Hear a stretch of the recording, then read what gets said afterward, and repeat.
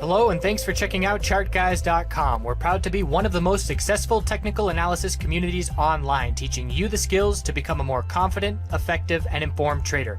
Join our community of hundreds of analysts worldwide working together to learn the charts, generate profit, and achieve financial independence. For access to daily live chart analysis and market coverage, a thriving chat community, along with dozens of hours of exclusive educational materials. We look forward to seeing you. Let's check out some charts. Hey everyone, doing a little bit of a midday check-in. We're going to look at some of the big movers today and the big movers recently. Tesla, AMD, BYND, and Uber, which are two recent IPOs. We'll start it off with Tesla as the short squeeze is clearly underway and getting follow through. At this point, we've seen two gap up opens in a row. I personally have been watching Fidelity and the amount of shares that they have available to short because I've been trading Tesla in both directions the last 3 days. I entered bullish on June 3rd. I sold into strength on Monday.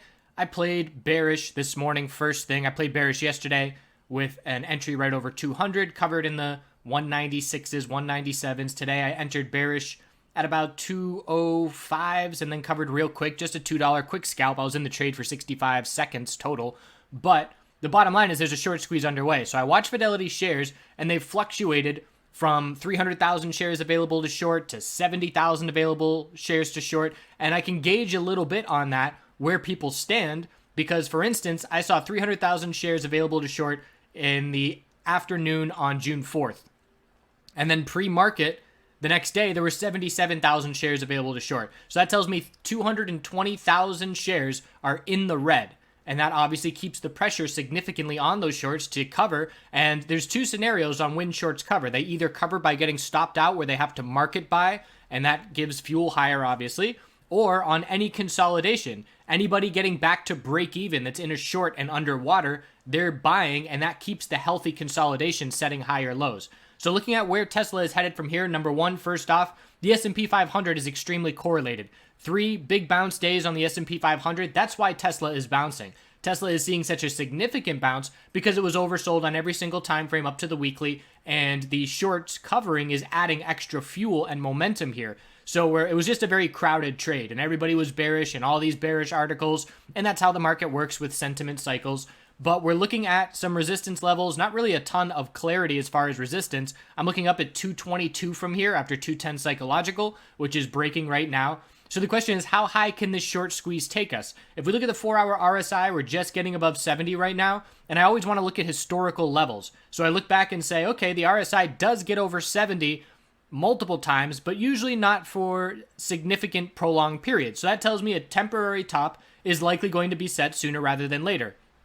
And it's certainly a difference as well if we're in an uptrend, what the 4-hour RSI can get up to, which is 80, compared to being in a downtrend where the 4-hour RSI, the highest we've seen since we topped out near that all-time high, was up at 76. So again, the bulls can certainly go higher, but we are aware that a temporary top is likely to be set soon. What Tesla has to do from there to change the daily trend and confirm it is a daily higher low and a higher high. And the S&P 500 has to do the same thing. Again, let's just look at these charts real quick. There's Tesla, there's SPY. So obviously correlations, SPY needs the higher low and higher high to confirm a daily trend change, and Tesla needs that as well. So we'll be watching the hourly uptrend, which is certainly keeping the bulls in control. When we lose the hourly uptrend, that will tell me that our temporary top is likely set, and that's when we're going to look for that daily higher low to form. Congrats to the Tesla bulls. Certainly wouldn't want to be making any bullish entries up at this point, but if you are already in a bullish position, comfortably riding it here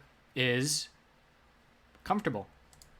AMD has had some great volatility back and forth. It is clearly establishing itself as the leader in the semiconductor space. If you watch the semiconductor space in the cryptocurrency hype run-up at the end of 2017, NVDA was the leader. That has now changed very clearly with how these charts are setting up. And all you have to do is look at this multiple months of consolidation and what it looks like on the weekly chart for AMD and compare MU and NVDA and all those other names, and it's a completely different picture. So this is just confirmation. If you look at it on a monthly time frame, it's a bull flag being confirmed. Not even really a bull flag, didn't have enough consolidation, but you could make an argument that the weekly time frame is a bull flag into continuation. Either way, it's a very strong move. The daily time frame breaking all resistance levels nearby. So what are we looking at from here? We're looking up at limited resistance, 31.91 and then pretty much 33.60 and 34.14 are the next levels. For this weekly uptrend to remain intact, anything above 26.03 will be a higher low, so the bulls certainly keeping the weekly uptrend in their favor. How extended are we? We're extended. We've seen a 10% bull move in the last 4 days. The daily RSI is approaching 70. So again, I do the same thing that I just did on Tesla. We hit 70 RSI and consolidated. We're now back to that 70 RSI level. We've rejected from there on the initial bull move.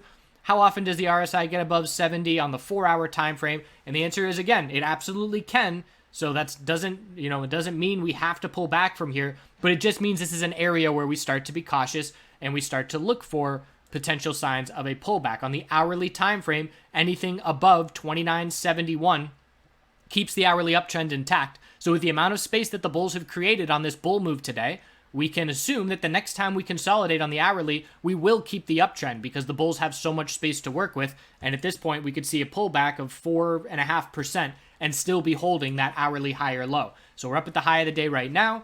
What indicates hourly consolidation is coming? I watched the 5-minute uptrend. Looks like an ascending triangle trying to break bull, but if we lose the 5-minute uptrend, that tells me to zoom out to the hourly and then look for the hourly consolidation. So it's one time frame at a time, starting at the 5-minute and then zooming out from there. But bulls strong up at the high of the day. BYND. So we got to be a bit cautious on BYND because we do have a little bit of a toppy pattern. That being said, it's more of a 4-hour equilibrium that I'm watching. We have the all-time high, the low of the pullback, still maintaining the 4-hour uptrend.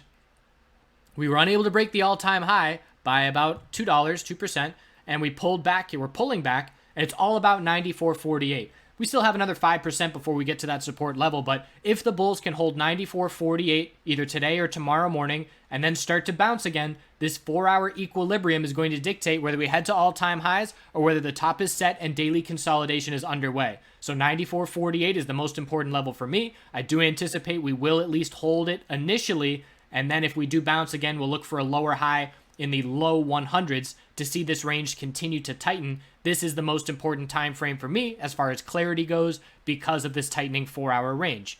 Checking in on Uber. So Uber looks to be topping out a little bit. I want to zoom in and say, okay, we have a clear resistance level, 45.66, 45.70, 45.75. Have to be cautious because whenever we see higher highs without any follow through, that's when I start looking in the other direction.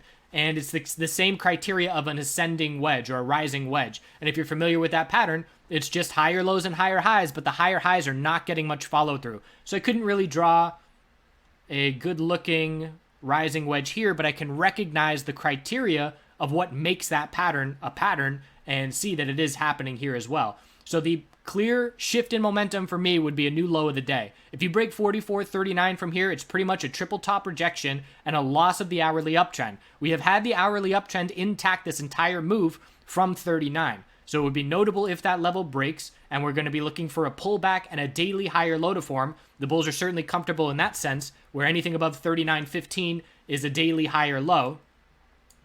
And the bulls will just look for that higher low to form somewhere in the lower $40 range, but it's all about the hourly uptrend. Hold that hourly uptrend and bulls are just fine. Lose the hourly uptrend, we zoom out to the longer term time frame and look for the daily higher low there to maintain that daily uptrend. So that's where we stand for the midday check-in.